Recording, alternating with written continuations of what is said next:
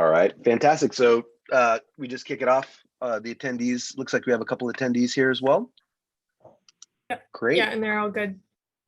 Fantastic. All right, awesome. Well, good afternoon and welcome to the July meeting of the San Mateo County Parks and Recreation Commission. We have a relatively packed agenda today, so I'd like to call this meeting to order and start with the Pledge of Allegiance.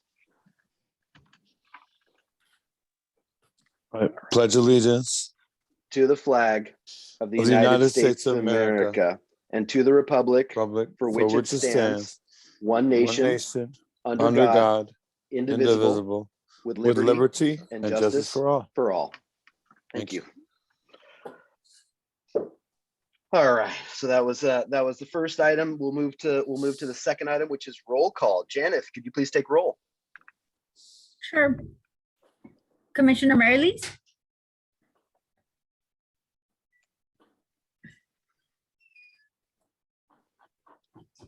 It's looking for the mute button. Yeah, sorry, here. Commissioner Mane? Present. Thank you. Chair Laguna? Here. Commissioner Okello? Absent. Commissioner Green? Absent. Thank you. Great.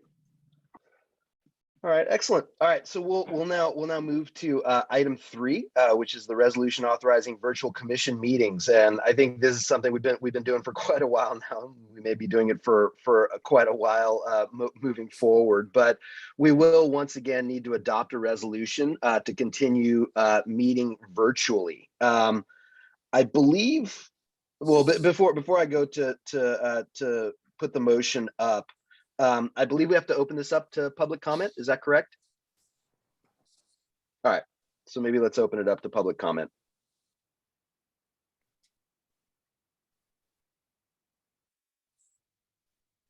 Okay, would you like me to do the whole public comment? Yeah. Okay, I can go ahead and do that now. For Perfect. those attending the meeting on the Zoom video conference, we will use the raise your hand feature in order to organize any public comments. During the general public comment period and for each item on the regular agenda, I will ask those members of the public who wish to comment to click the raised hand feature to raise your hand to speak on that agenda item. For those joining by phone, please press *9 to indicate your desire to speak. Please note that members of the public must wait for my prompt in connection with each agenda item before using the raised hand function. For example, you cannot raise your hand at the beginning of a meeting for an agenda item that is later in the meeting. When you hear your name called, I'll prompt you to unmute your account and you may begin speaking. You'll have 2 minutes. So if anybody has anything regarding this item, please raise your hand now. And I do not see any hands raised, Chair. Excellent. Great. Thank you. All right. So I guess given this ongoing state of emergency, I do move to adopt a resolution authorizing the Parks Commission to meet virtually in June, given the imminent risks of meeting in person. Do I have a second? Second. All right, Janet, can I have a roll call? Commissioner Marylees? Yes. Commissioner Mane? Yes. Chair Laguna? Yes. Commissioner Okello and Green are absent. Thank you. Great. Okay, now we're gonna switch gears a little bit and move into the general public comment. So item 4. So this is an opportunity for individuals to address items that are not on the agenda. And I guess, Janet, you already read the public participation instructions. So maybe we can go in and see if anyone has their hands raised. Certainly, this is agenda item number 4. If you have any comments, please raise your hand now. And I do not see any hands raised, Chair. Great. All right. So moving right along, we'll go on to item 5, which is the action to set the agenda. Would someone like to make a motion to set the agenda? Make a motion to set the agenda. And I'll second. Perfect. Excellent. All right. Roll call. Commissioner Marylees? Yes. Commissioner Mane? Aye. Chair Laguna? Yes. Thank you. Motion passes. All right, we're moving right along here. Thank you for that. Okay, great. So from here, we're going to move to the Parks Foundation Executive Director's Report. So it looks like Michelle, oh, you're already on. Don't even have to ask you. Thank you. So I'll hand it over to you to talk through what's the latest and greatest on the Parks Foundation. Thank you. Yeah, good afternoon, commissioners, staff, and guests. Just a couple things I wanted to share. And I mentioned this last time, but it's worth mentioning again that on May 8th, Open Road with Doug McConnell featured forest health work at Hutter and Winderlick Parks. And Assistant Parks Director Hannah Wormshaw did a wonderful job representing the department. The San Mateo County Parks Foundation is one of several underwriters of this series, which allows us to put a spotlight on the good work that's happening in San Mateo County Parks. And if it's not on our website yet, it will be soon, and it should also be up on the San Mateo County Parks website. I just wanted to say that the Coyote Point Eastern Promenade Open House was actually a really nice event, and it was great to see Chair Laguna in attendance. And I think there's a lot of things that are coming to fruition in the next couple of months, so I look forward to having more of these, and really encourage all the commissioners to check out the Coyote Point Eastern Promenade. I think it's absolutely gorgeous. So perhaps exceeded everyone's expectations. And then we are working on facilitating field trips and developing new relationships. For example, we are working with the Interpretive Park Rangers and Casa Seculo Cultural to do a field trip to Hutter Park at the end of July.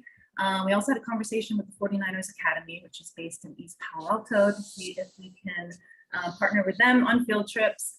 And San Mateo Foundation has been engaged with the African American Community Initiative, and as part of that, we are working with them on their Juneteenth celebration, which is June 17th from 6 to 8 p.m. It's a virtual event, and the theme is around fathers as role models, because it's the same weekend as Father's Day. We have plugged San McDonald County Park, and probably will be showing a virtual walkthrough.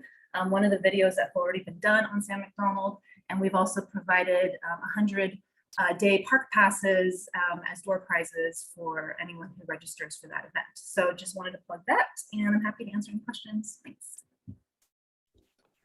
Great, thank you. And the Eastern Promenade Open House was a fantastic event. I was really excited that there was a great turnout too, and there was a Devil's Canyon and a food truck. It was a great time.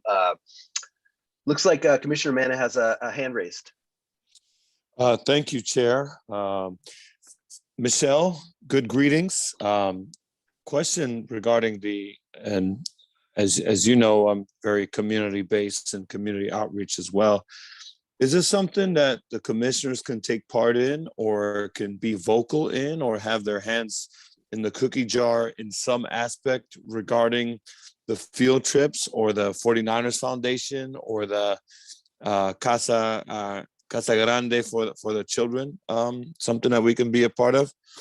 I would say if there are organizations in your district that could benefit from knowing about our Youth Environmental Field Trips program, we would be happy to have a conversation with them and see about connecting them to the parks. So there's definitely opportunities to arrange field trips. So those are just a couple that we have in the pipeline, but we would love to have even more.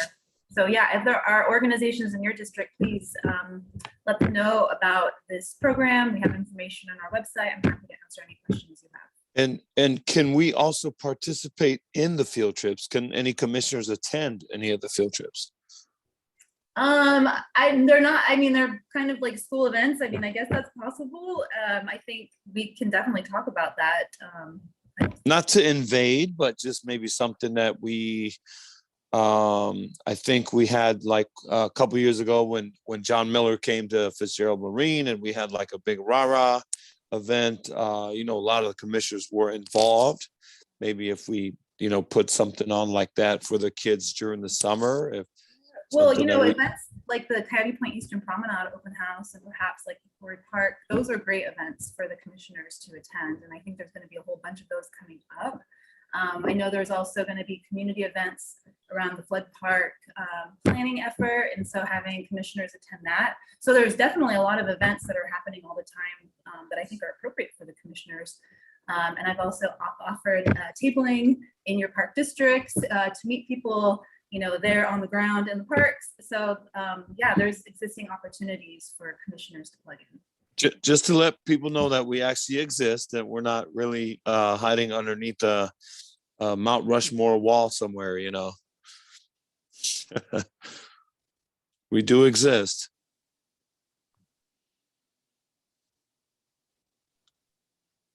Excellent. Any other comments, Commissioner Merrilees?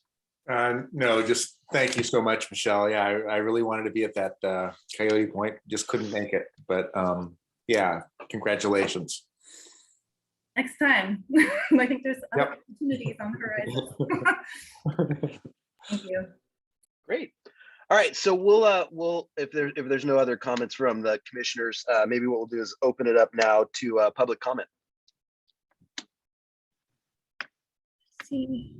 I don't see anybody with their hand raised, so let's give them a few seconds. There are no hands raised, Chair. Fantastic. Okay. All right. So now we'll move to item 7, which is the department update. So looks a little different from some of our prior updates, but would love, and I'm not sure if it's going to be Hannah or Nicholas that's going to be taking us through this. Yeah, Chair Laguna. So you're absolutely correct. So you'll notice the department report for this meeting looks a bit different. So we have transitioned to a written report. You will also notice that we're referring to it as a department update and not a director's report, right? I mean, this is really going forward going to be an opportunity for the department to be able to provide information, and that information may not always be coming from me as the director. It may be coming from others in the department. So going forward, what we will be doing is providing a 2 to 3 page summary of some of the higher level initiatives and efforts and capital projects that are underway in the department. And we're happy to use this moment on the agenda to answer any questions or possibly highlight anything that that has occurred since that agenda was published. So really, I guess my question would be, are there any questions from the commissioners that I can answer?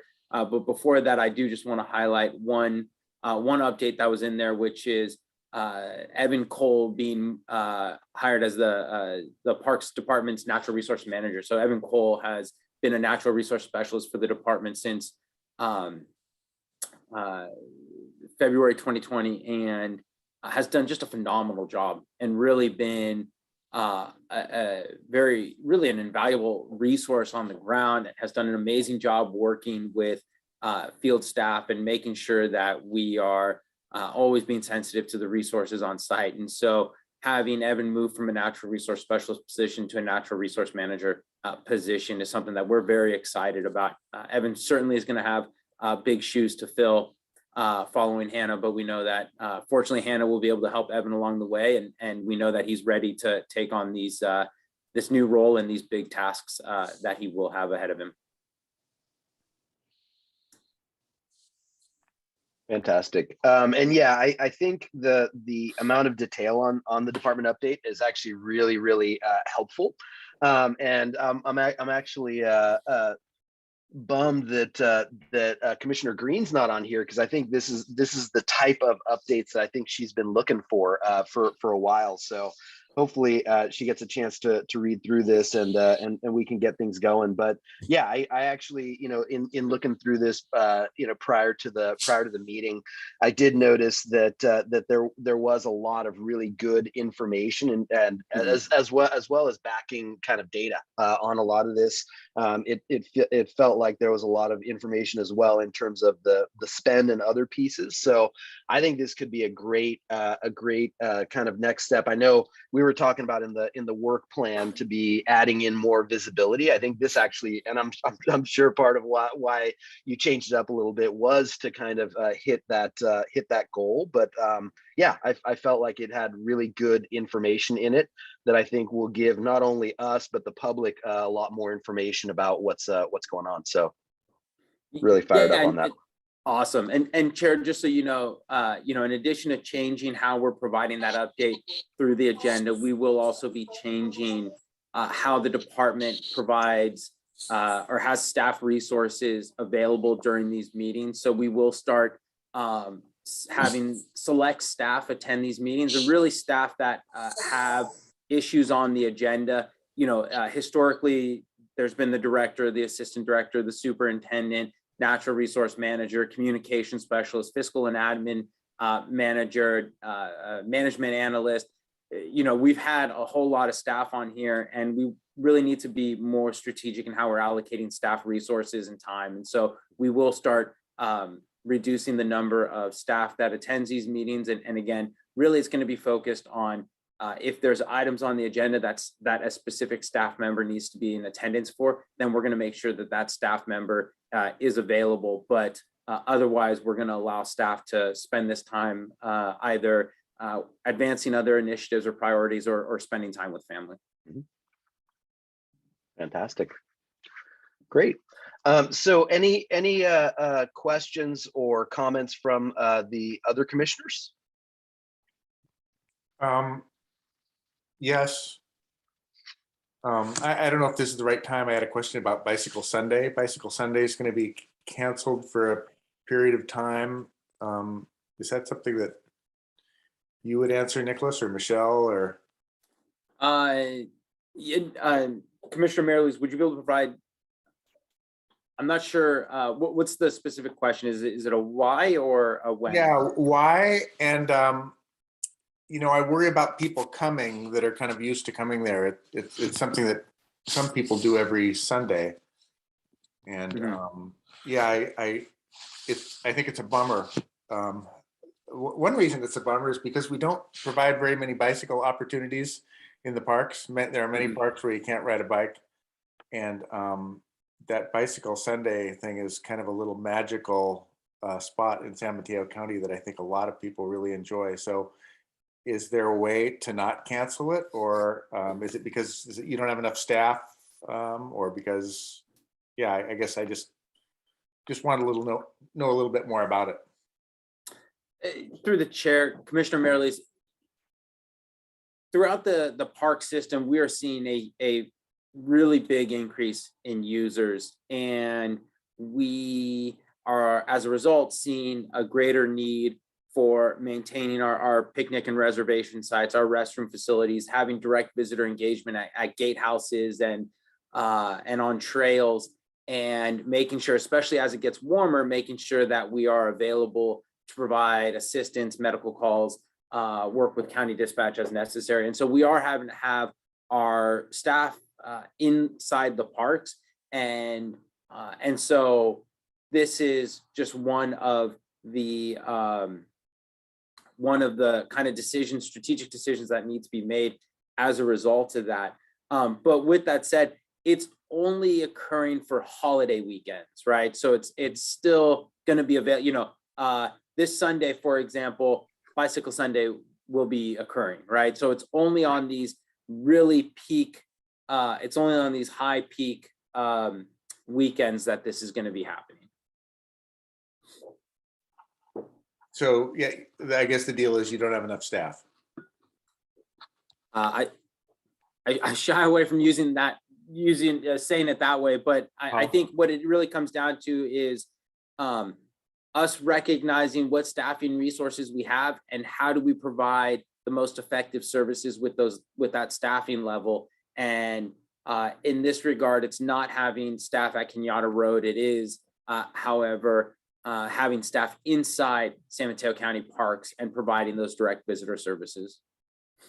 Okay, because that road's not in the park system, really. I guess it's a Kenyatta Road is a county maintained road. It's it's primarily a vehicular road, and this is just an awesome thing that we get to do. But right now, it's on these peak holiday weekends, it's something that we're not able to accommodate, while also providing the safe and high quality experience that we want to be providing inside the parks.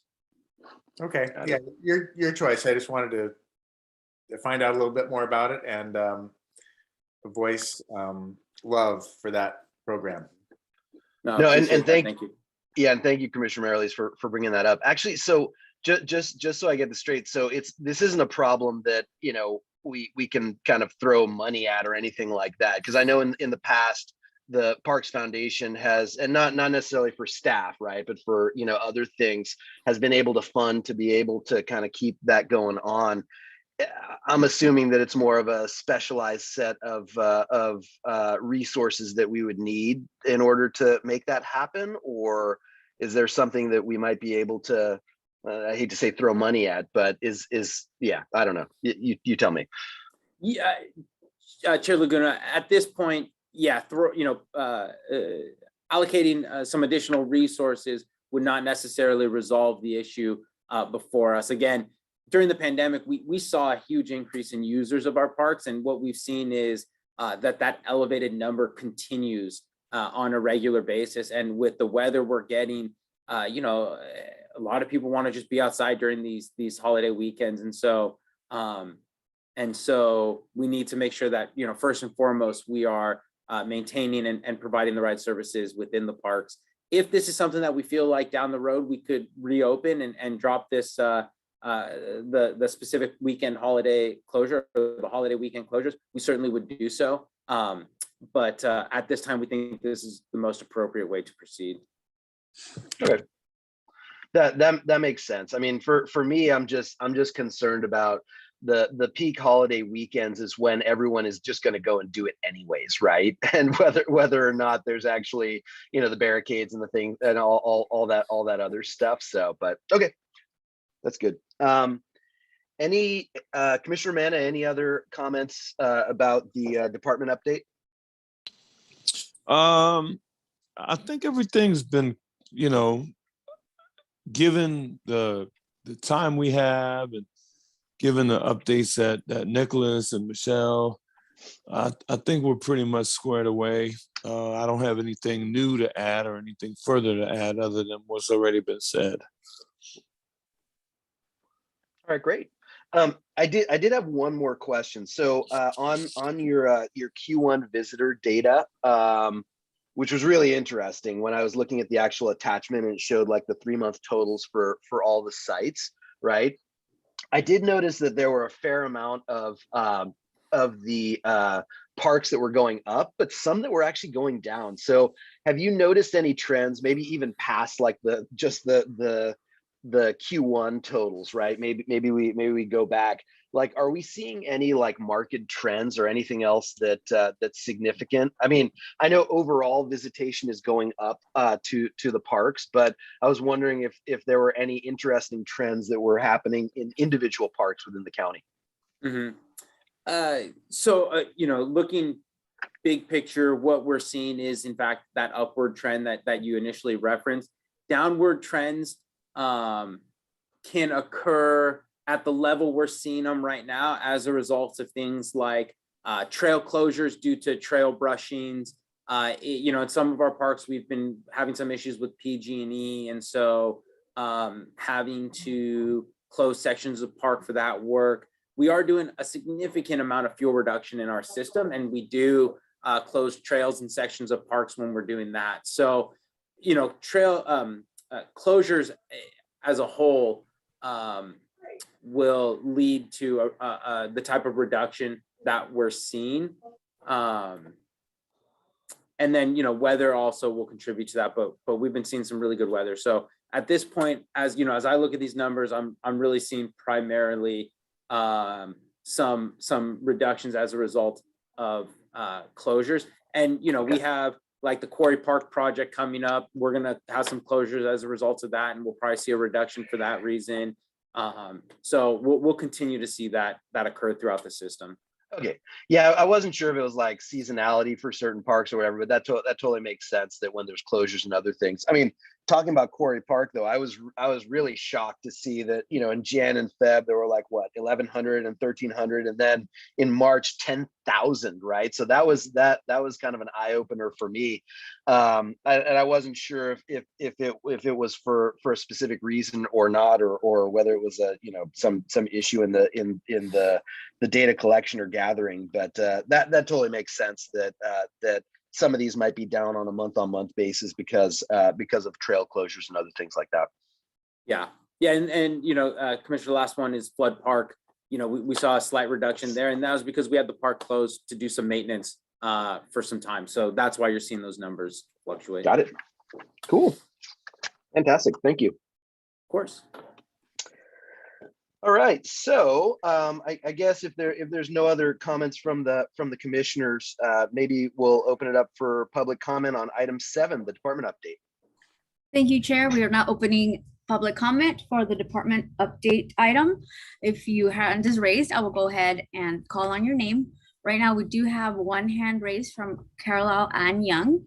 Let me just put on my timer and okay, go ahead. Oh, thank you. Carlisle Young, Sid Young is my nickname, and I live in Moss Beach.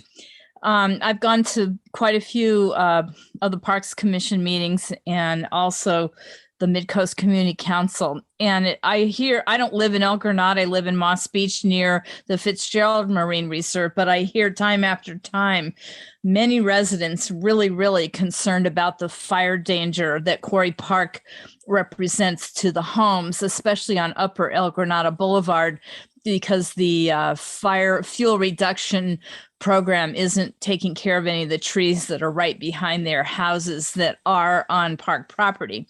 So I have a question or possible request, and that is, as we get further into fire season, will you consider closing the park when the fire severity area which is already, you know, it's considered a high fire severity area already by the state, but will you consider closing Quarry Park if the fire danger really gets extremely high? Because most people are very nervous about the Santana winds that would blow in offshore, and that's what created the Oakland Hills fire when a small fire got away and just took out the whole part of Upper Oakland in Broadway Terrace, and also all, you know, lots of parts of Montclair. So I just wondered if you had any plans for that. Thank you. Thank you for your comment. I do not see any other hand raised, Chair. Great. All right. Thank you.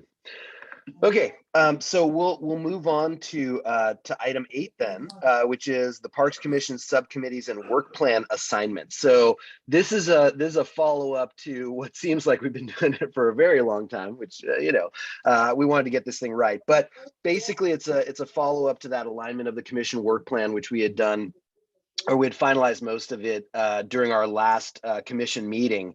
And so we wanted to make sure that we set aside some time to start identifying and assigning subcommittees to help deliver on the work plan. So hopefully, commissioners, you've seen some of the information that was put out there. And thank you, Hannah and the Parks Department, for putting together a lot of the feedback that each one of us had in terms of the individual subcommittees, as well as which subcommittees we would like to all be on. So I guess what I'd like to do with our time now is to talk a little bit about you know, which subcommittees should we put in place, and more importantly, who should we have on each one of the individual subcommittees. So I guess the way I was thinking about this, and you guys probably saw the one page on these subcommittees, and I'll try to get it up as we start talking through it right now, unless of course, Hannah, you're on it.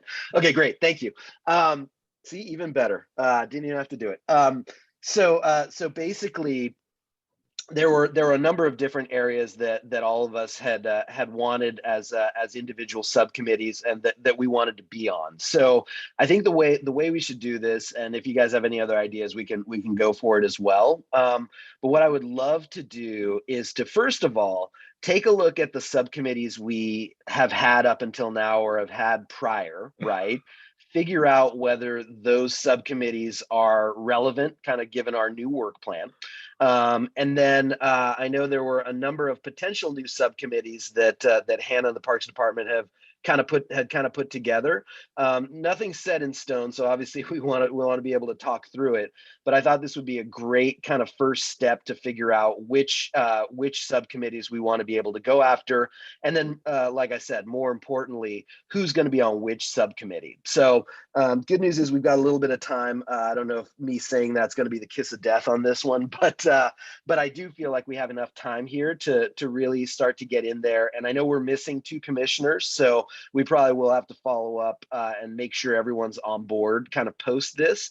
But would love to have a discussion right now about which of the subcommittees we should have, not only the prior ones, but the new ones, and then hopefully start to slate in who will be on those subcommittees moving forward.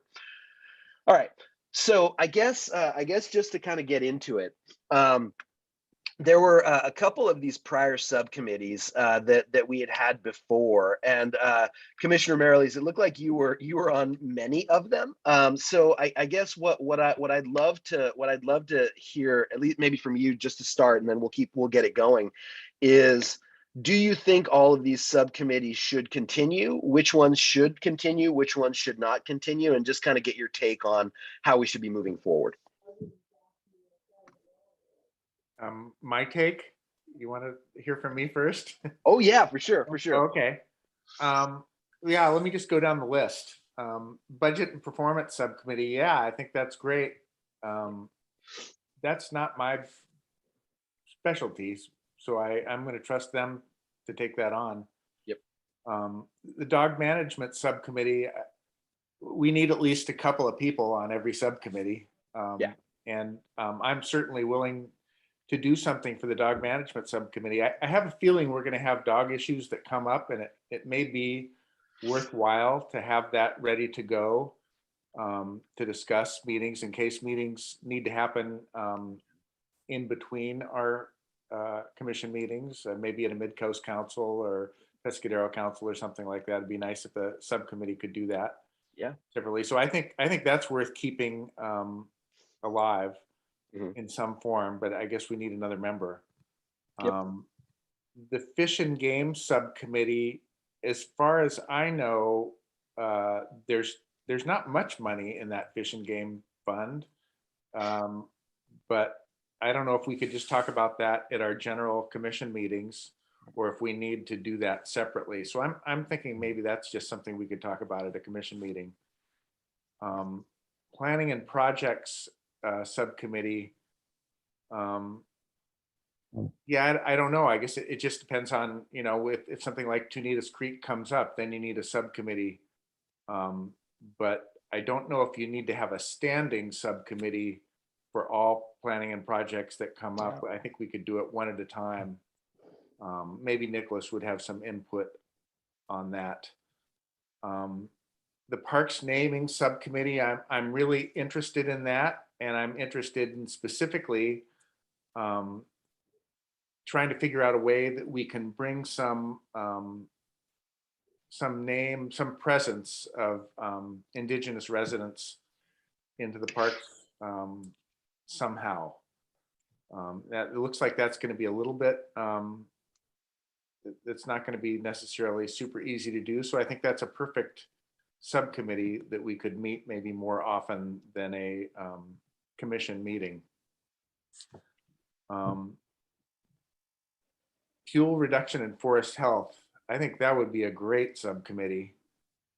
That's going to be a huge issue in San Mateo County Parks coming forward. It's probably too big for us just to handle at commission meetings. And so if a couple of commissioners could take off and get more information on that and provide more input on that in between our meetings, I think that'd be great. Equity, inclusion, and access, super interested. I think that's like our biggest, I think, to me, I think that's job one. I think we should do that at our regular meetings. Every meeting, we should talk about that. But if there's something more that can be done in between those meetings, meeting with people and getting presentations together, I think that'd be great too. Transparency and visibility, I don't know, and maybe, yeah, if Commissioner Green and Commissioner Manna are interested in that, yeah, great. And same with partnerships and connections, yeah, maybe not top priority, but anyway, so I think just about all of those should have a subcommittee, although maybe some of them could just be handled at a regular commission meetings, like maybe Fish and Game, unless somebody's interested in spending a lot of time on that in between meetings. Okay. Anything that's missing or is like glaringly kind of omitted from the subcommittees that you think that we should be working on? No, I think we should be ready to jump in when issues come up, and I think subcommittees are a great vehicle for solving problems that come up in the park system, meeting with residents and forming policies that can be brought to the commission. So no, I think we just ought to be ready to go when specific issues come up to jump in and help. Yeah, in fact, it might be better if we didn't have like a million meetings planned that would take away all our time when important issues come up. I think we have to be ready to go if a park comes available, or if crime becomes a problem, or if staffing becomes a problem, whatever the problems in the park system that come up that we can't anticipate, we should be ready to go and jump in. So I guess that's what I'd say. Fantastic. No, that's great. That's great feedback. And I think I would agree with you on almost everything here. Commissioner Manna, what are your thoughts on the current structure or the proposed structure that's here? Thank you, Chair. Given that Commissioner Marilis I think he's the senior advisor, he would say he's the veteran of all of us. I hate the word senior. He's the vet. He's the Joe Montana of this commission, and he said, "Well, I'm going to steal that for sure." Well, yeah, it's not patent, so you're more than welcome to use it. No, I think this is a well out put together. It's some very strong words describing this moving forward, and hopefully we'll all be together, and post COVID we can find ways to say, hey, this was some amazing work by Commissioner Green and Commissioner Okello and Chair Laguna and Commissioner Marilis and myself. Everyone did their part. I know. I wanted to come back to the table regarding the meeting online, and it's going to be extended for indefinite until we're somehow all out of this mess completely, until the numbers fully go to the ground. Is there a way, and I know we did this just before you came on the commission, we met at Half Moon Bay, and if we somehow take our game outdoors and plan for meetings outdoors instead of indoors, somehow if we run that by Chair Calderon or those that could make it happen, because I really want to see a meeting outdoors if we can't meet indoors.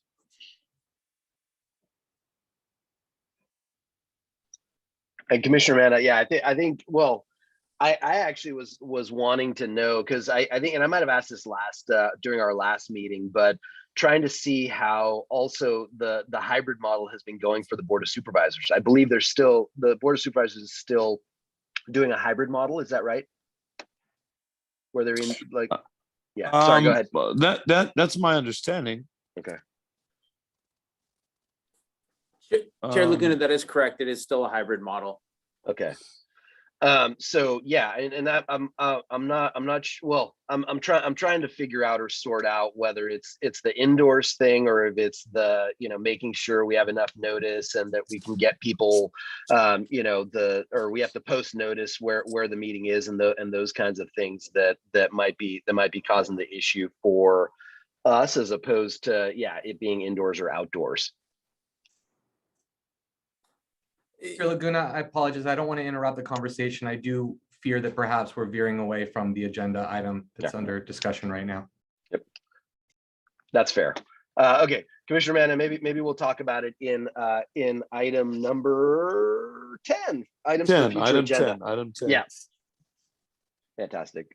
Commissioner Marilis. Yeah, I just had a question about, I wasn't familiar with the 30 by 30 initiative. I guess, I don't know what that is regarding the trail action in cross-jurisdictional and connectivity on trails. It says supporting projects like the Bay Area Ridge Trail and local 30 by 30 initiatives. So I wasn't familiar with that term, 30 by 30. Yeah, Nicholas, do you want to take that, or you want me to give my? Well, here, why don't you take it if you can? Chair Laguna, I was going to say, if you'd like to take the first shot, and then I can kind Sure. of jump in after.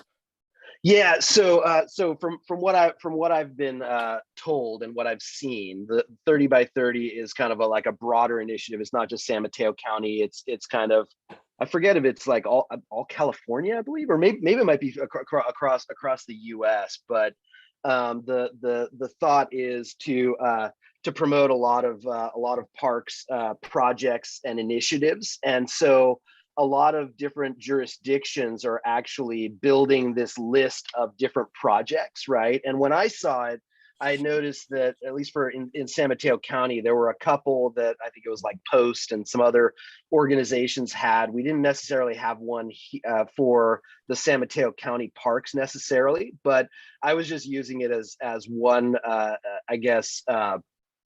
example of a cross-jurisdictional set of initiatives that I thought would be really helpful to have some representation from the Parks Commission, right? The Ridge Trail being the other one. Chair Laguna. Nicholas, yeah. Yeah, so briefly, 30 by 30 is actually an initiative that is certainly across the state and country, but there's actually other countries participating in the initiative as well.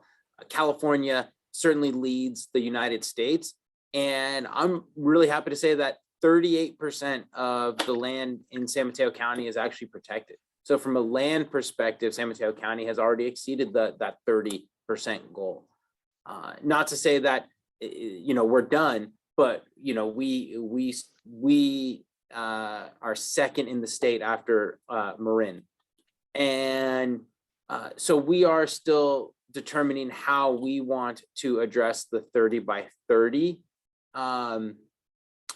initiative and the funds that come up with that. I will say at this point in time, really the focus is on how do we take the land we currently have and how do we improve that instead of how do we further expand the footprint of the San Mateo County Park System. With regards to representation in local and regional park efforts, including Bay Area Ridge Trail, there's the Bay to Sea Trail, there's the Ohlone Portola Heritage Trail, right? So there are these other initiatives. We'd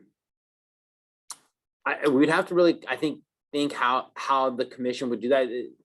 Oftentimes, these are groups or committees that are comprised of staff, and so they hold these conversations at the staff level. I am yet to experience how that would work at say a commission level. So I'd have to really kind of think that through a bit more though.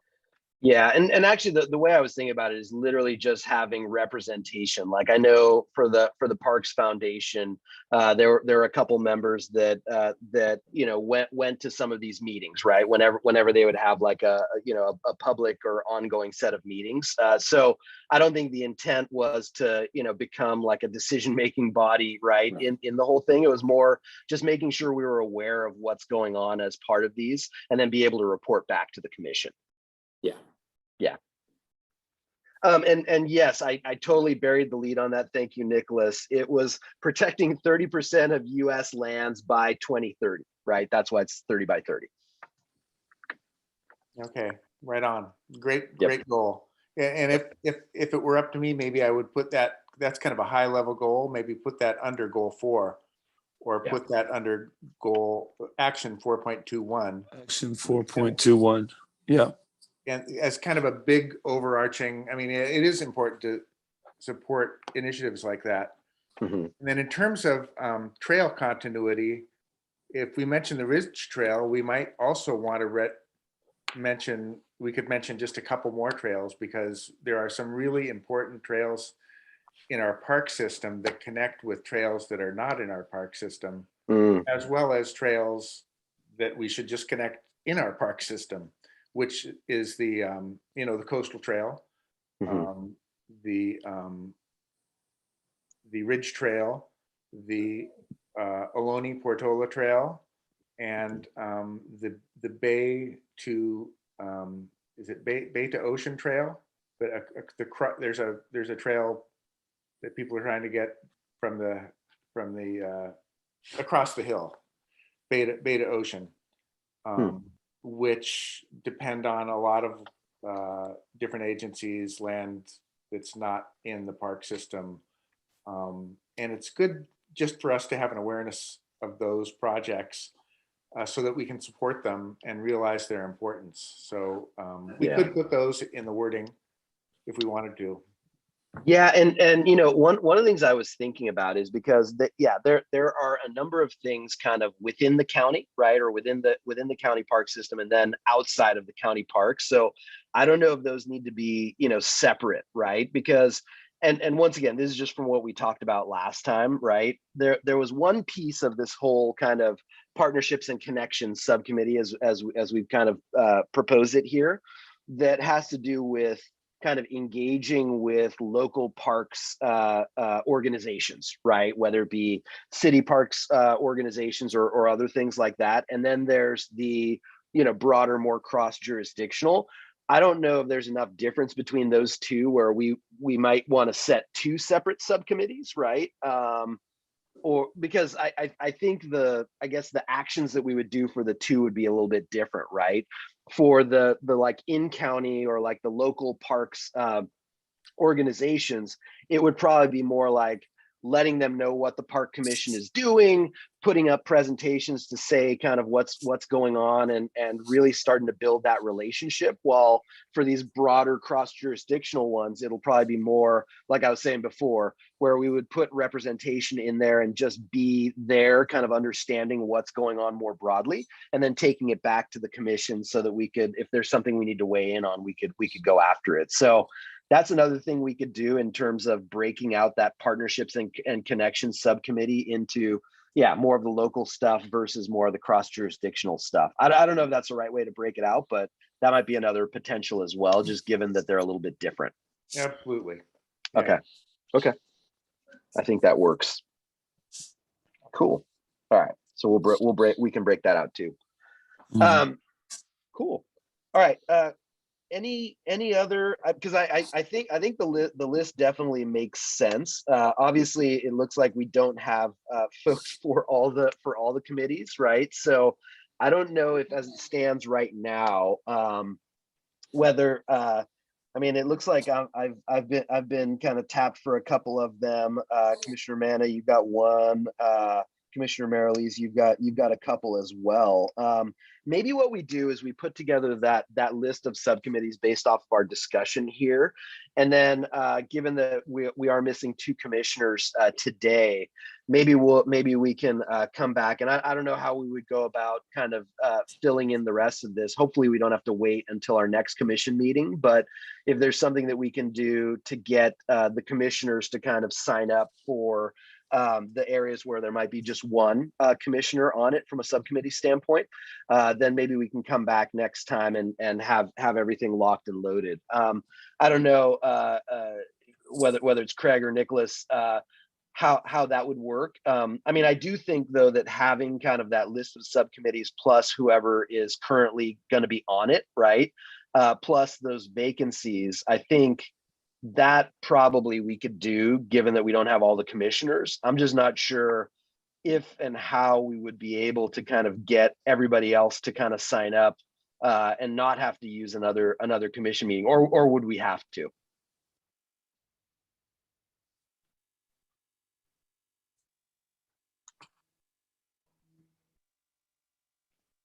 Chair Laguna, I think that's a determination for the commission, but Craig, what's your perspective on that?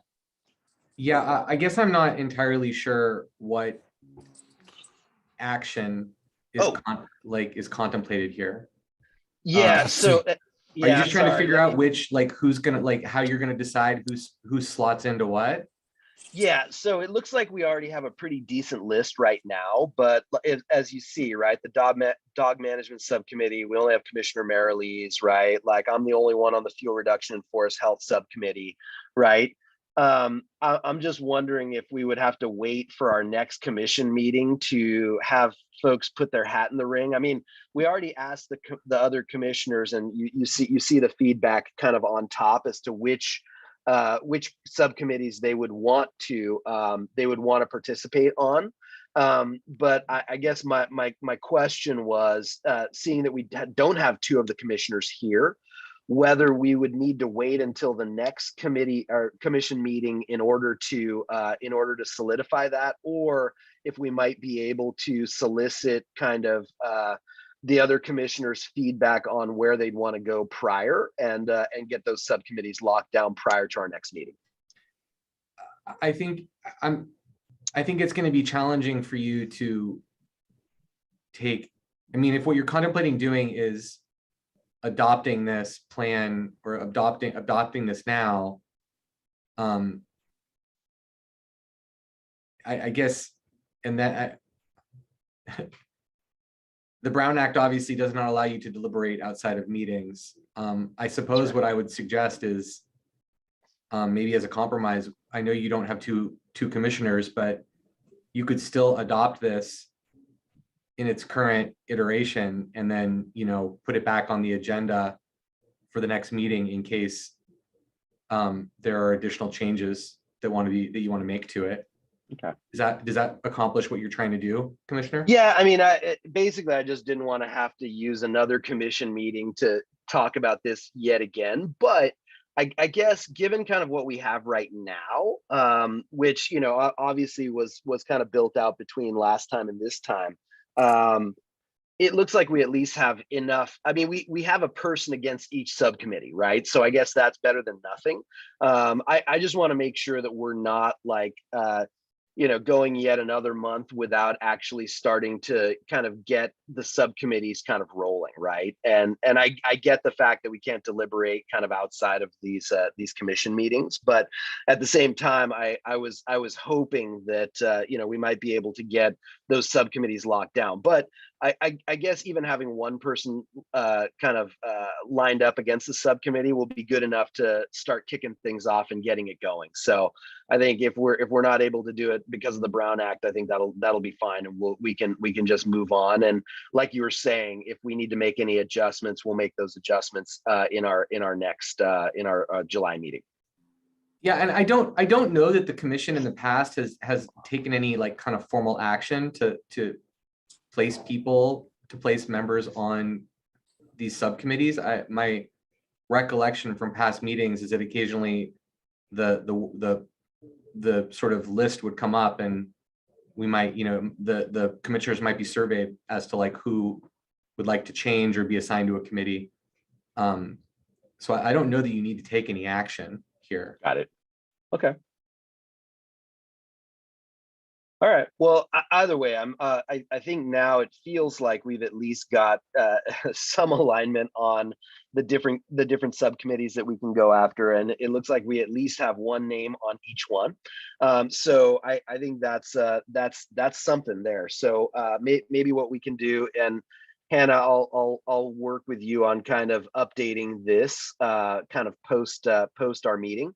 But it looks like we do have at least, what is it, seven subcommittees or so that we can start kind of going after, at least in the short run here, even if we have to wait till the next meeting in order to kind of fully align on it. It feels like we've got enough to get started, which I think was the aim from the beginning. So I think we're in decent shape. All right, great. So it feels like we have those. So I think the big ones are just so I'm looking through my notes right now.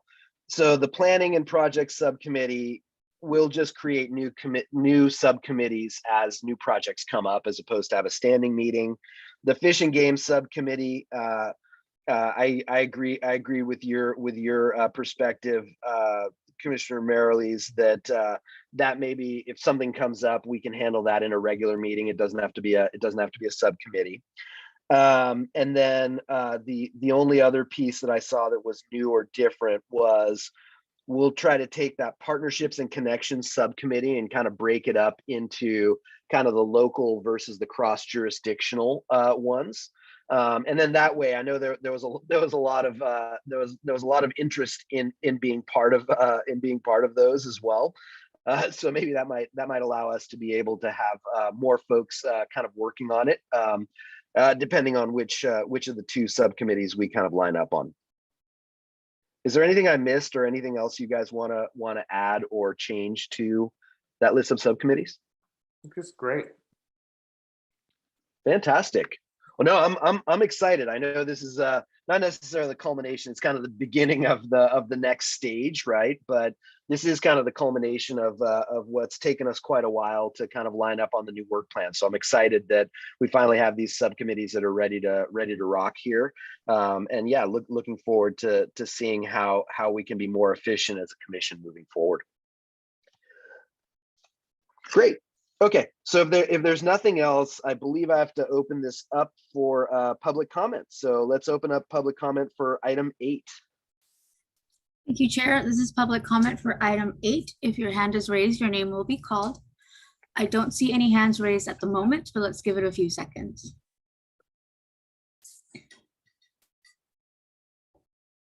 There are no hands raised. Oh, just kidding. We do have one, Carla Ann Young, with her hand up. So give me just a moment.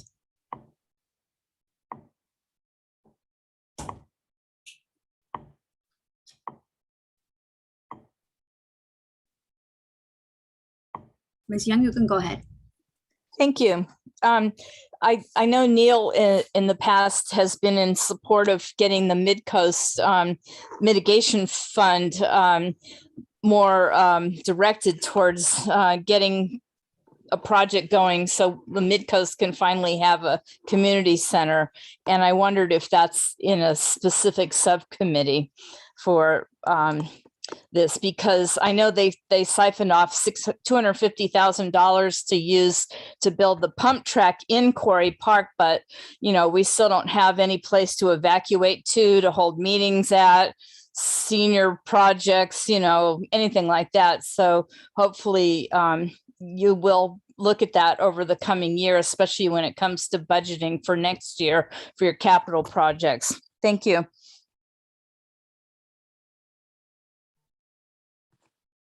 Great. Thank you for your comment. I do not see any other hands raised, Chair. Okay. All right, so our next item is item 9, the flood park project update. So this item was requested during our last meeting, and it's going to be the opportunity to preview some of the work to date, the survey results, as well as for commissioners to provide any feedback prior to the Parks Department bringing this to the Board of Supervisors. I think as it stands right now, the plan is, and Hannah, correct me if I'm wrong, to go in the July timeframe to the Board of Supervisors. Is that right? Yeah, Chair Laguna, that is correct. Okay. So it kind of in accordance with what we've been talking about and trying to get some of these topics to the commission, more timely, so that we do have an opportunity to provide feedback. The Parks Department has been really helpful and will be providing a project update for us on this. So we have some time if there's any feedback points or anything like that prior to bringing it to the Board of Supervisors.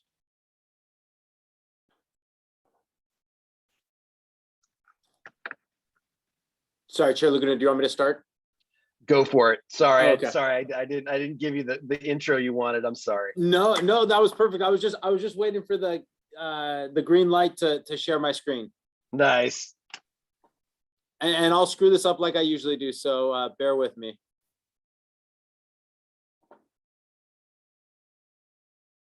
Yeah, no.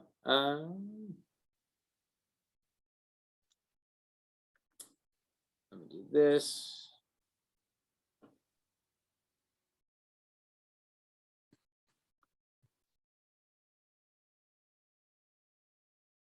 There we go. Awesome. Is it, can you just confirm for me that it's in presentation mode? Yes. Yes. Awesome. All right. Well, good evening, commissioners. As Chair Laguna had said, tonight I'll be presenting on the Realized Flood Park project, and specifically the project survey results and how the feedback received led to revisions of the landscape plan.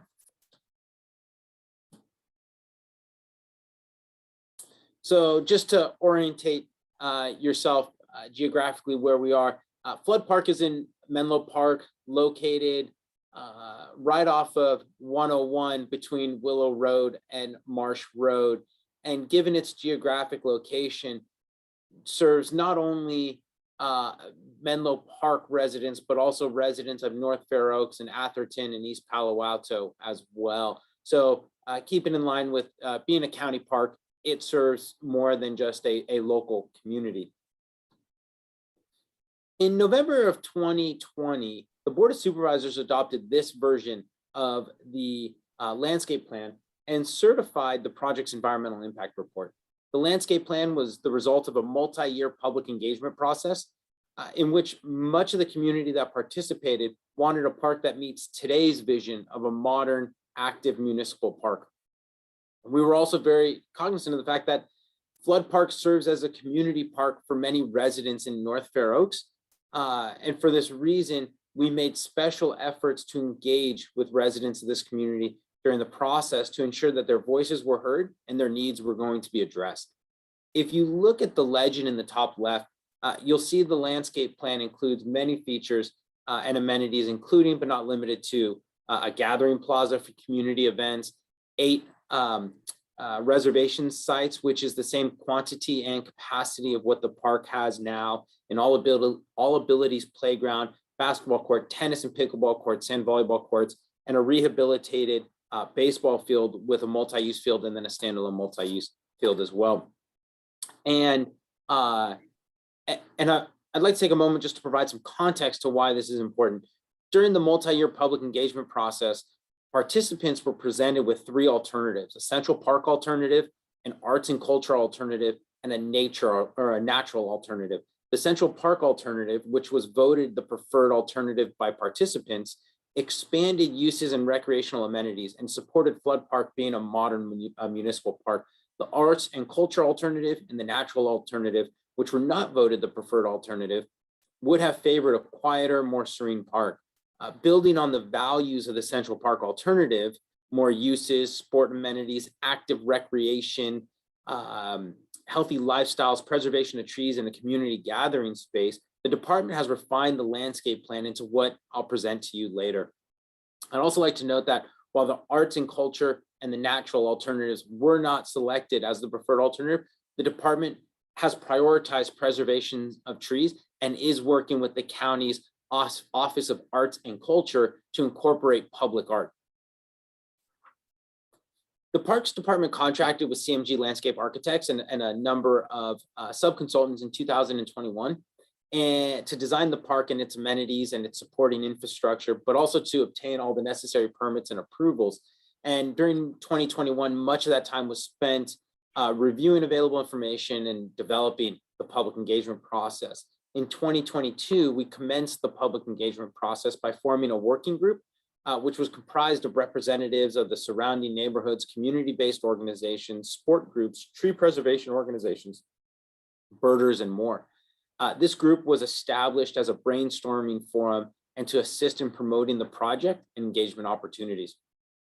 On the next slide, I'll detail the public engagement process to date, but for reference purposes for this time, we are at that red star that is circled at the June 2022 timeframe.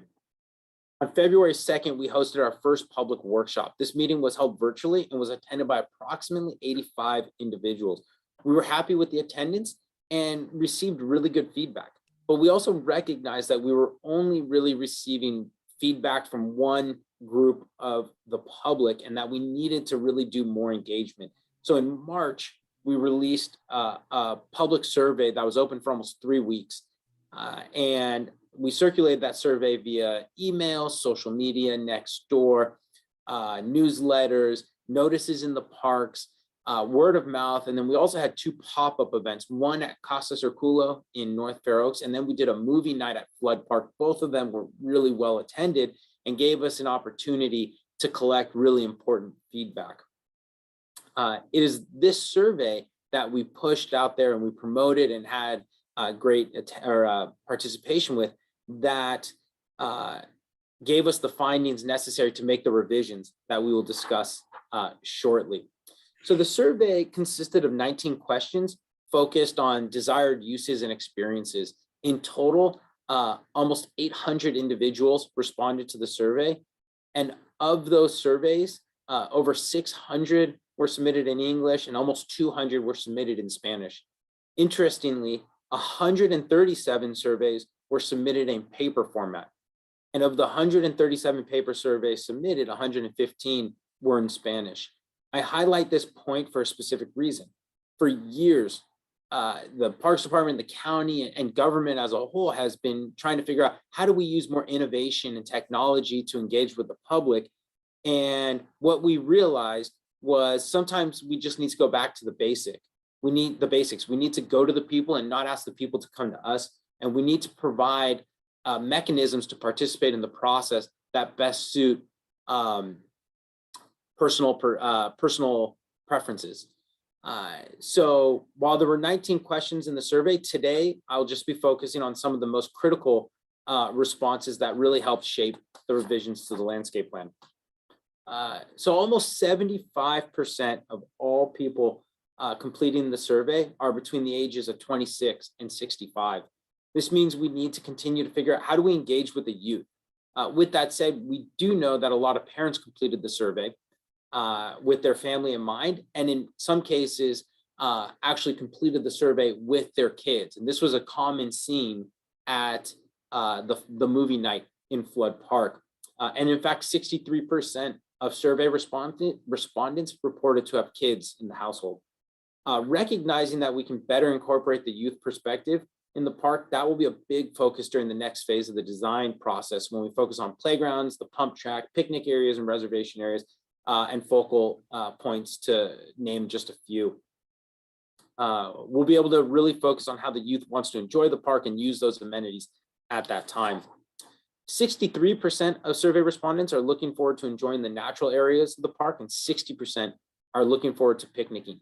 Equally important is that over a third of people are looking forward to using the new All Abilities Playground, which will be the first in the San Mateo County Park system, the multi-use sports fields, which are in great demand. The tennis courts and pickleball courts, the pump track, and the baseball, softball field all received over 20% of responses.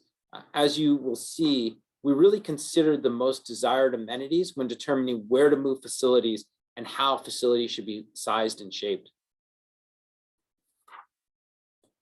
We also considered how people want to use the park when moving features. Based on this chart, we can infer that Flood Park is a place where people want to go to be healthy, to enjoy nature, to gather and play with families and friends, and really to be active. These values are consistent with how Flood Park has always been used and will continue to be used. Some of you may not be aware, but Flood Park used to host one of the only public pools in San Mateo County, and more recently was actually host to many minor league baseball games.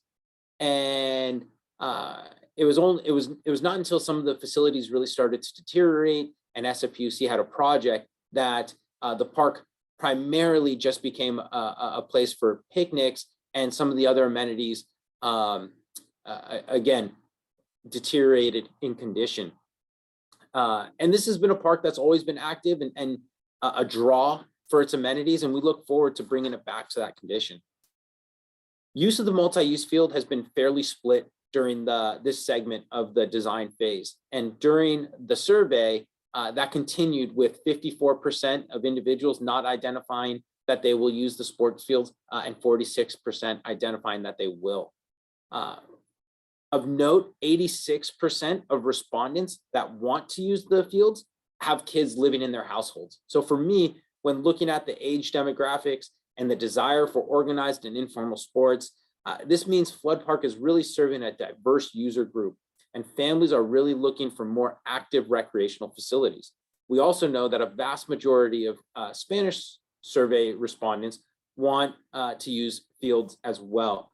The Latino community in North Fair Oaks have been asking for fields for many years, going all the way back to 2015. So for 7 years, have been asking for this. And frankly, the San Mateo County Parks Department is excited for the opportunity to be able to provide that much needed amenity. The most popular forecasted use of the sport field is soccer at 61%, with baseball and informal play at 41 and 38% respectively. Respondents also want to play Frisbee, football, and lacrosse. And the diverse desire for field space means we need to be strategic in how the fields are sized and how they're programmed. Another question on the survey asked, what is the desired size of the field?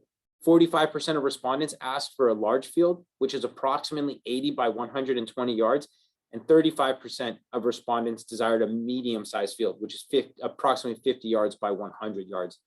This information was utilized when we ended up sizing the two fields that are incorporated into the landscape plan. It became clear to the department early on that there's a need to support both organized sports and drop-in and informal sport play.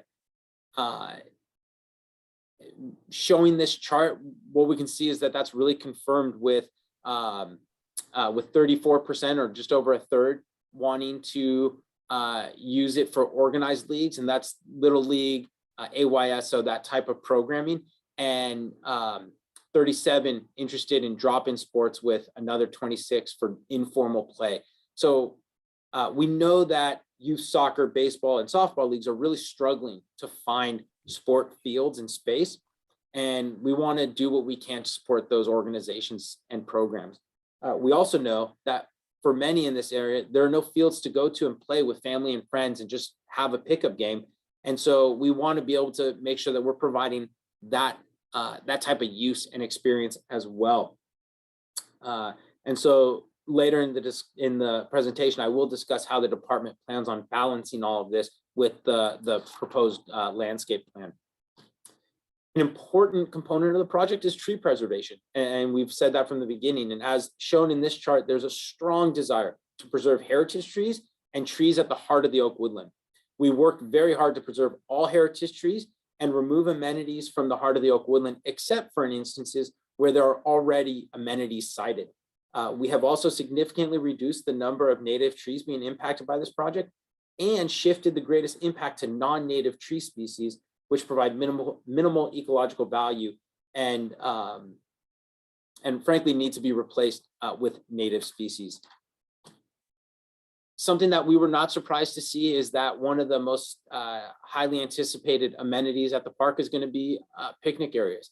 And this range is really the most sought after picnic size is to accommodate between 2 and 50 people. So we know ahead of us that we have to figure out how do we accommodate those smaller groups so that we can really maximize the value of those spaces. So this is the revised landscape plan. Using the data collected from the workshop, pop-up events, and surveys, the department and its consultants made some significant revisions. This version of the landscape plan best balances active recreation, habitat preservation, picnicking, and community gathering space. Some of the main changes include moving the smaller soccer field out of the heart of the Oak Woodland and toward the northern end of the park. Now the fields are more centrally located to one another. The 2 soccer fields are sized based on the results of the surveys. And one field is large and one field is medium size. We refer to it as the smaller size here, but it really more aligns with what the survey results were telling us were most desired. Because they are multi-use, they can be used for different sports, be organized in different sizes, and meet the organized and informal sport need of the community. The great thing about having 2 fields is not only that you can meet both the organized and informal needs of the community, but it allows us to be flexible in how the fields are programmed. So in 1 week, that baseball field can be used for Little League, and that smaller field can be used for informal play. And the following week, that small field can be used for youth soccer, and the baseball field can be open for informal play. So it gives us the ability to kind of flex the use of them and how we provide services to the public. The tennis court and pickleball courts are located at number 12, so right here. And right now, that's where the sand volleyball courts are located. So we're utilizing space that's already has a development on it, and we're going to utilize that for the tennis and pickleball courts. And right next to that are the basketball courts where an existing reservation site is located. The sand volleyball courts located here at number 13, there's currently a single sand volleyball court there. And what we're going to be able to do is shift the angle and double that. So we have both sand volleyball courts there and avoid having impact on native tree species. What we can, and then throughout the park, you're going to see 8 reservation sites. What you won't see are the 20 drop-in sites, and that's really to prevent the slide from getting a little too cluttered, but I will show those in the next slide. But something that I think is really important, we have always maintained that we will provide the same quantity and capacity of picnic and reservation sites with the new project as we do now, and we've accomplished that with the landscape plan. So there will be no reduction in the number of picnic and reservation sites, nor the capacity of picnic and reservation sites. What we are considering the core of the park, which is right here, includes a playground, nature play, a reservation site, the Adobe administration building, gathering plaza, and focal element.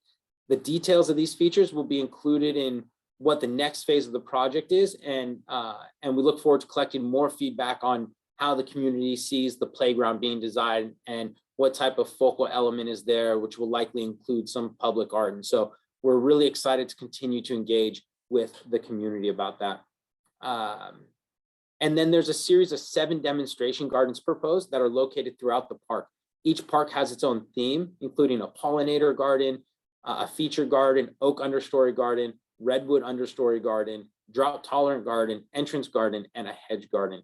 These themes are open for consideration, and we look forward to engaging with the public over different garden ideas to really make sure that we're reflecting what the public would like to see. And just so you have a sense, here are where the some of the locations of where the gardens are going to be located. So really incorporated within the park. And then one thing I do want to note is the project's EIR committed to maintaining a 100-foot setback from the fences along Del Norte right here. We committed to not putting any sport fields or sport amenities within that area. This landscape plan maintains that commitment and promise. As you can see, there are no sport amenities or facilities within that 100-foot setback. We will also continue to comply with all appropriate mitigation measures regarding noise from the EIR, which includes limiting hours of sport play, prohibiting foghorns and other similar devices, and requiring sound amplification devices to only be allowed with a permit. So we talked about playgrounds. You'll see here the red sites are the reservation sites and the green sites are the drop-in sites. So again, we do maintain what the existing capacity is. This slide shows the impact to trees. So when compared to the 2020 landscape plan, this project will have a significantly less impact on trees and specifically those native trees. So first, not one heritage tree will be removed as a result of this project. We've reduced the number of significant oaks being impacted from 23 to 5. And there will be 5 oaks under 12 inches in diameter that will need to be removed as part of this project. The way we've accomplished this is by shifting the impact to non-native species, again, which provide limited ecological value and really do need to be replaced with native species. With the change we've made, we're able to provide new and much desired amenities while removing non-native species and replacing them with native species that will be better adapted to climate change and provide greater habitat value. Further, while we are required to replace trees that we remove at a 1-to-1 ratio, we are going to consider ways, if it's appropriate, to replace them at a higher ratio that allows us to provide greater habitat and future shade opportunities within the park. So we will be hosting our next public workshop on June 11th in Flood Park itself. During the workshop, we will be presenting the revised landscape plan and answering questions on the plan. The department has been collecting feedback from the public since 2015, and we truly think that the current version of the landscape plan is the best balance of all the desires and wants of the community. Therefore, we will present this landscape plan to the Board of Supervisors for consideration in July. And should the board adopt the landscape plan, matters pertaining to the amenities included in the plan, their location and size would be considered final. And we would move forward in the design to talk about the details of things like the playgrounds and picnic sites and gardens. That is consistent with the schedule that is before you here, where we're now moving into the design development phase.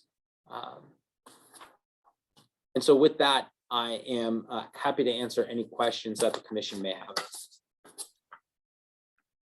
This is wonderful, Nicholas. I think that there's been a lot of back and forth on this, and it really feels like everyone has been taking a lot of the community input, and just the changes from the first version to this version, I think, really represent that. So I'm excited that we've gotten a lot more community involvement and got things going.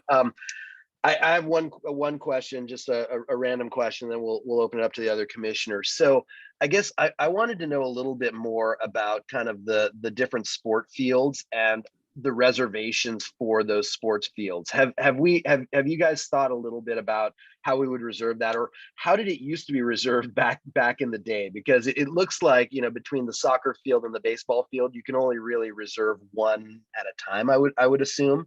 So and then also, and memory does not serve me right, but I'm assuming there are no lights at this park, and we're not planning on putting any lights in the park. Is that right? Chair Laguna, that is correct. There will be no lights. There will be no playing lights as part of this project. We will have some lighting along the pathways, Oh, yeah. some lighting for safety, but there will be no no lights that allow for nighttime sport activities. Got it. Okay, so that limits the time as well. So I guess back to the question. Sorry, I asked two questions in one, but back to the original question. So do you guys have a position on how you're going to do reservations for those fields? Is it going to go through the regular kind of county website, or is there some other way that you guys? Because I think it feels like it's a little unprecedented, because I'm not sure if there are a lot, if any, other county parks where there's, you know, this number of different fields to actually be able to reserve. Chair Laguna, you're absolutely right. For us, this is all new.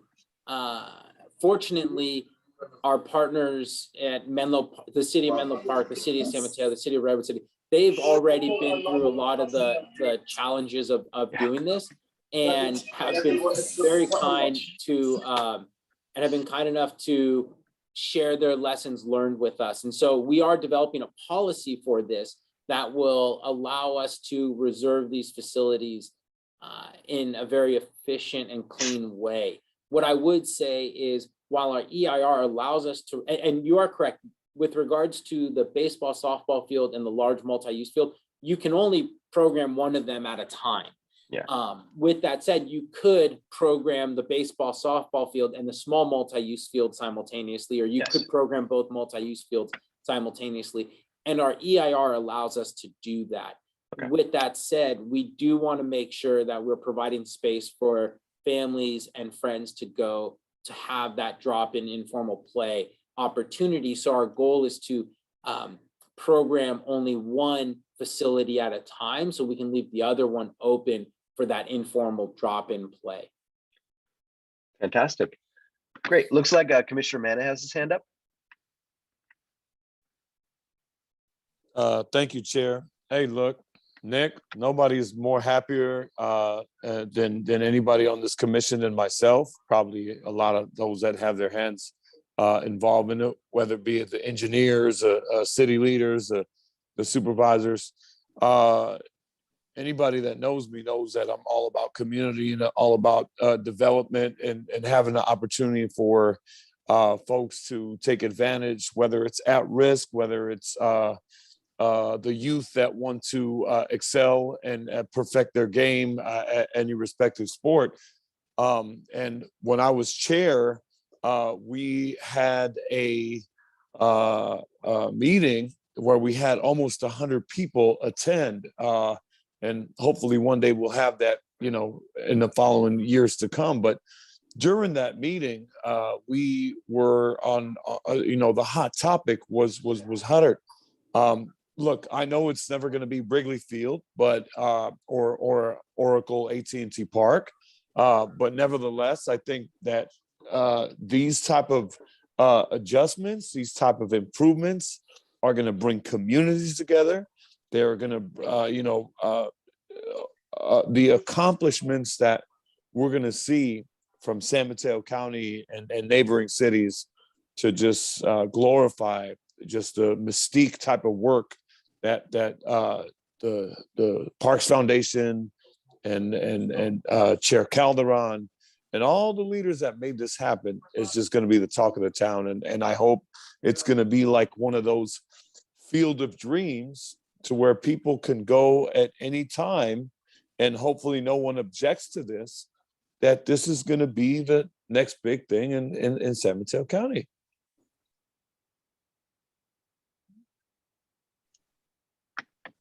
Excellent. Good. Commissioner Merrilees? Yeah. Looks great, Nicholas. Looks like you may have solved the tree issue that came up. Yeah, it's a drag that all these fields aren't separate.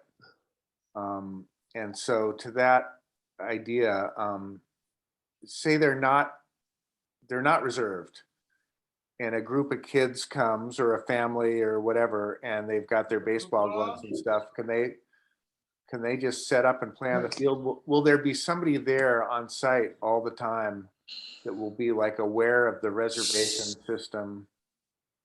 So can things happen spontaneously, or does it all have to be done ahead of time? I guess that's what I wanted to wrap my head around. Commissioner Merrilees, that's the informal drop-in play that I was referring to. So let's say the small multi-use field is being programmed for the youth soccer league, right? Maybe it's a game, maybe it's a practice. That baseball field, the hope is that that baseball field and the large multi-use field would be open. And yeah, so if some kids want to go, do some batting practice or play around, they should certainly have the opportunity to do that, provided that someone else isn't already using it. We will have we'll be able to keep track of what the reservations are and who's supposed to be where. And we'll work to make sure that that's the smoothest process possible. But we do want to make sure that whether it's the multi-use field or the baseball, softball field, that people have an opportunity to use those facilities in a true, like I said, drop-in, informal, right? Like you know, if it's not being programmed, it should be a sandlot.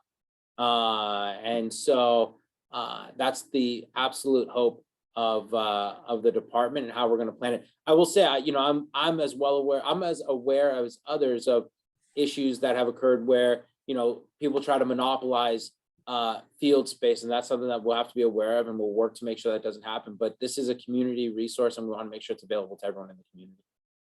Yeah, right on. Yeah, ongoing issue, and who knows how things will work, you know, 5 years from now with apps and code readers and all that. Maybe people will be able to do it right on the spot.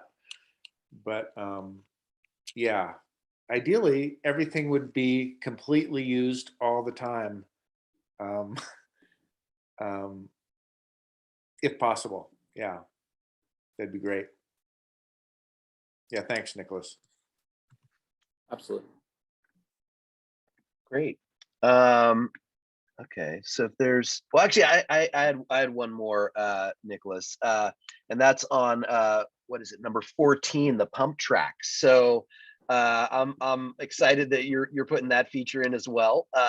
Is that going to be on par with the size of the pump track that we're considering at Quarry Park, or is this going to be more of like a smaller and more kind of tight design than what we're thinking about at Quarry?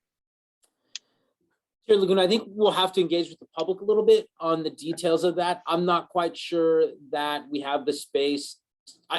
We don't have the space to do 2 tracks encircled by a skills trail. The park's not big enough for that. So we will have to figure out how to provide an awesome track that provides a different experience based on your skill set and your abilities as a rider. But we are talking about some creative things, and we're exploring, and we need to make sure that it's compliant with our EIR and everything else. But, you know, is there a way to provide a path maybe along the perimeter of the park that would serve as a skills trail, but would also serve as a way for kids riding into the park to use that trail to get to the pump track, instead of using the path that meanders through the park, where you're going to have people walking and kids on it and other community users. So is there a way to keep bikes off that path while also providing a really cool way of doing it? That's something that we're exploring. Cool. All right. Any other comments from the commissioners before we open this up for public comment? Nope. All right. Janet? Thank you. We're now opening public comment. I do see one hand raised from Carlisle Ann Young. Give me 1 second while I pull up my timer.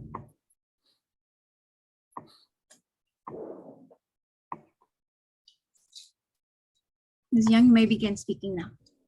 Thanks so much. I was piggybacking on what Commissioner Merrilies had to say and about a possible conflict arising. Let's say a bunch of people, fathers and kids, are using one of those sports fields, and then the people who actually scheduled it come by, and I hate to think of a conflict starting, but are you posting schedules within the park to, you know, alleviate any territory turf wars or anything like that? Thank you.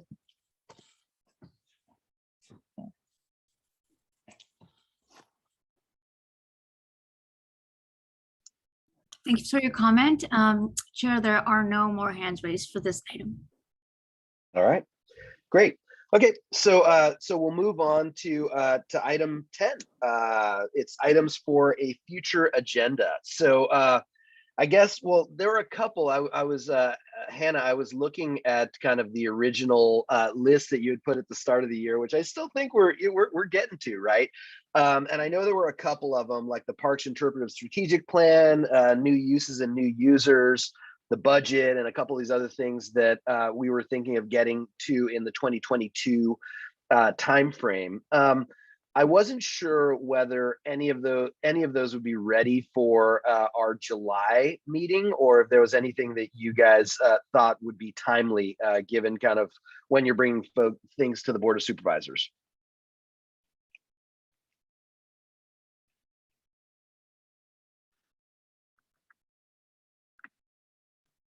I'm just trying to pull that calendar up really quickly. I know we did have new uses and new users included in there around the summer timeframe, but in terms of another presentation or an item that would be going to the board on that topic at this point in time, I don't know of one that would be coming up for the July meeting.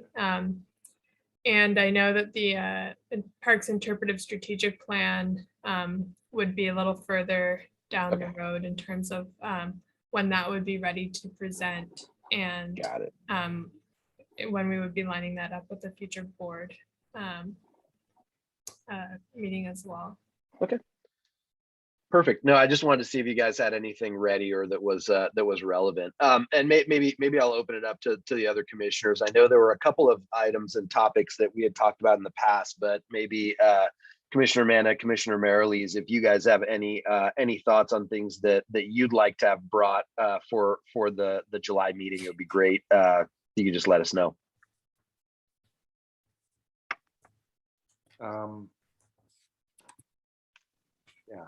Yeah. Yes. I just raised my hand. Yeah, sorry. You know, one thing that's come up in society in general, but also on coastal trails, is the interaction of pedestrians, bicycles, and e-bikes. And in terms of e-bikes, there are a couple of different kinds of e-bikes. You know, there's pedal assist, and then there's you know, class 3 or whatever. E-bikes are going to be getting faster and more efficient as time goes on. And I think it would be great to have a discussion, maybe even a subcommittee. I should have brought this up when we were talking about subcommittees, but maybe a bicycle subcommittee, or have some sort of bicycle discussion. And you know, it's kind of an interesting discussion. Some people need electrical assist, you know, in terms of the ADA. You can't outlaw necessarily everything like that. You'd have to allow some sort of scooter or something, travel assisted device. But it may be that we should talk about having specific trails for specific devices, or maybe how to anticipate the interaction that's starting to happen on our trails around the Bay Area, and maybe even look at what other parks districts are doing about that. So that's something I thought would be nice to discuss. That's actually a good one. Okay, I'll put that one down.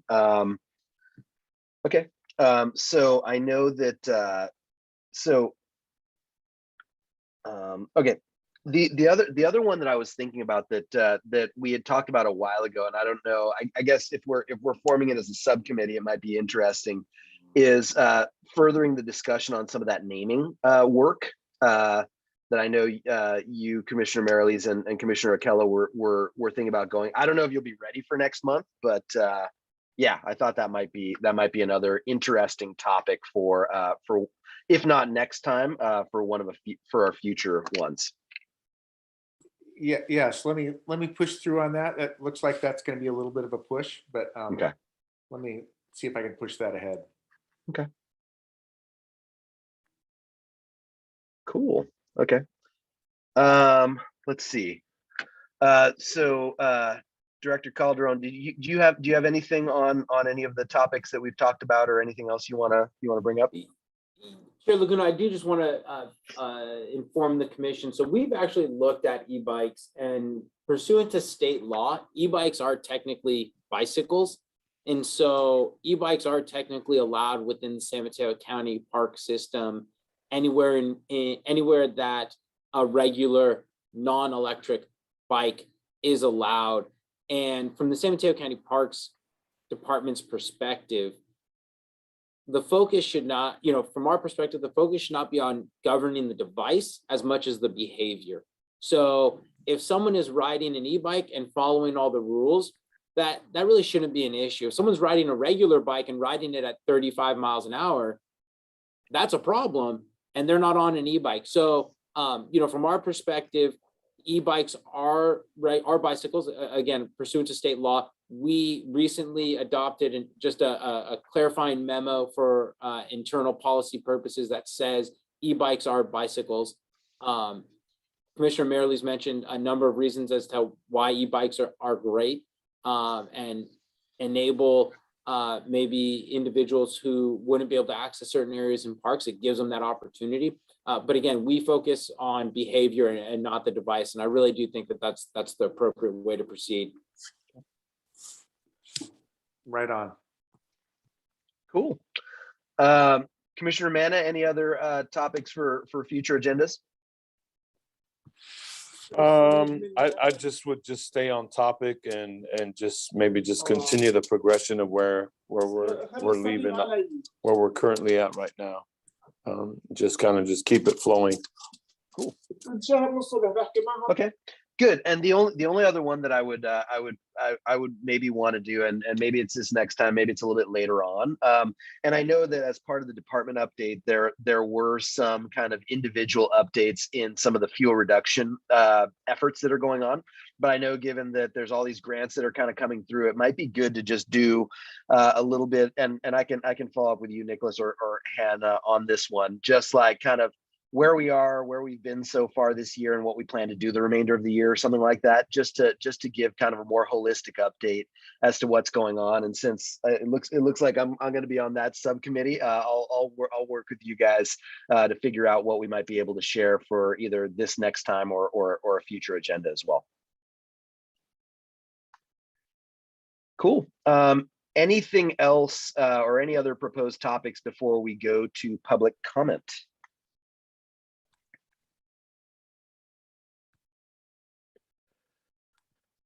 All right, I will take silence as consent. So let's open this item 10, items for a future agenda, up for public comment.